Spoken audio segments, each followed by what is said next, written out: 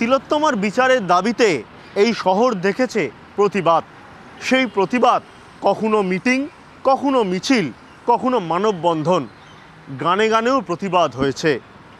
আর দেখা গেল যে আরও এক ধরনের প্রতিবাদ, শ্যামবাজার পাঁচমাথার মোড়ে রাত্রির 1টার পরেও দাঁড়িয়ে রয়েছেন একজন মহিলা, যেখানে উই ওয়ান্ট জাস্টিস একটি জায়গায় লেখা রয়েছে আর তিলোত্তমার নাম একটি কাপড়ে লিখে দাঁড়িয়ে রয়েছে।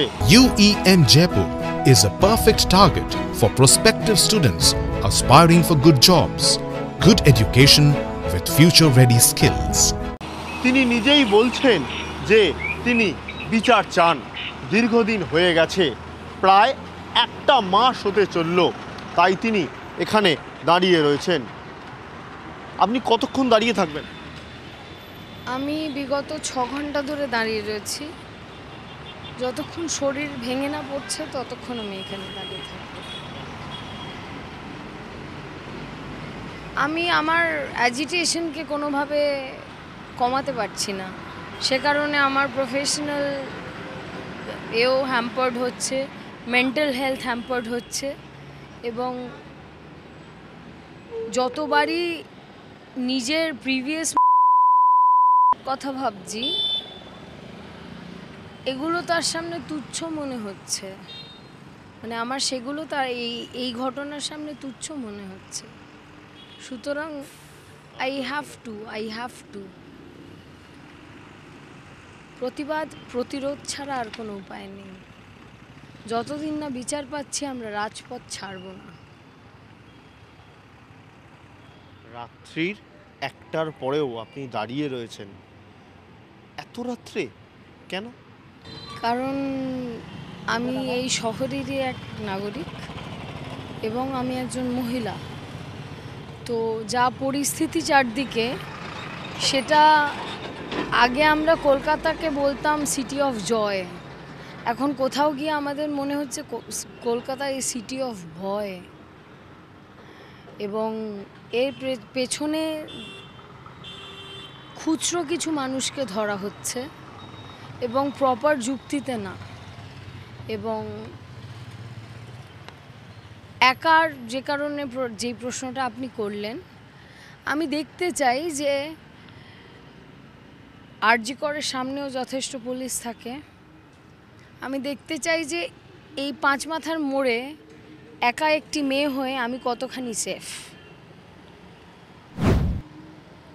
এখানেও আমার সামনে পুলিশ আছে।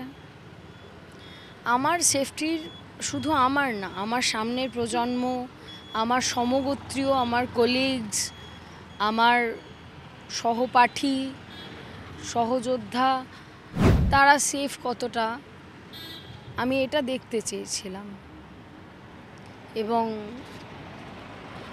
এবং আমি বিন্দুমাত্র এটা ভাবিনি, এক্সপেক্টও করিনি যে মানুষ এসে দাঁড়াবে, বিকজ পুজোর সেল চলে এসেছে।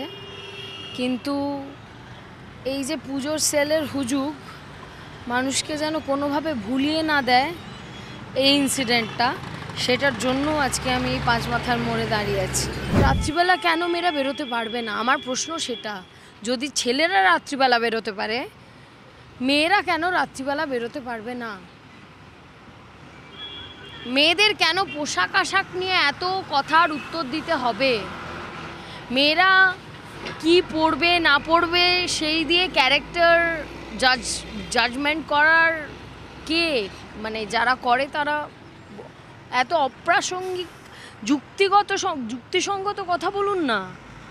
যখন যুক্তি হারিয়ে যায় তখন এই সব জামা কাপড়,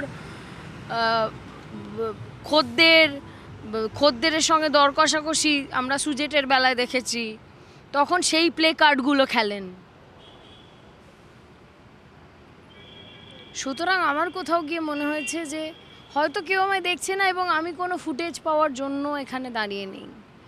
আমি আমার পরবর্তী প্রজন্ম যেন এই নোংরামিটার হাতে না পড়ে। আমার সমগোত্রীয় যারা আছে তারা যে বয়সেরই হোক, একভাবে মানে 1 মাসের মধ্যে বা এক বছরের মধ্যে এটা পুরোপুরি মানে ইরাডিকেট করা সম্ভব নয়, আমরা প্রত্যেকে জানি। It's a long process.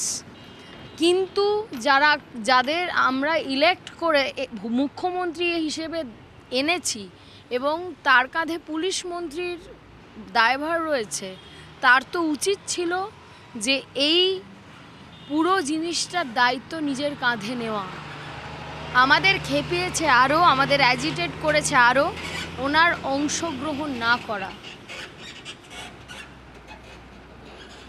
অর্থাৎ প্রতিবাদ চলবে, আর তার সঙ্গে ঠিক উই ওয়ান জাস্টিস এই ব্যানার নিয়ে উনি ততক্ষণ দাঁড়িয়ে থাকবেন যতক্ষণ উনি দাঁড়াতে পারেন।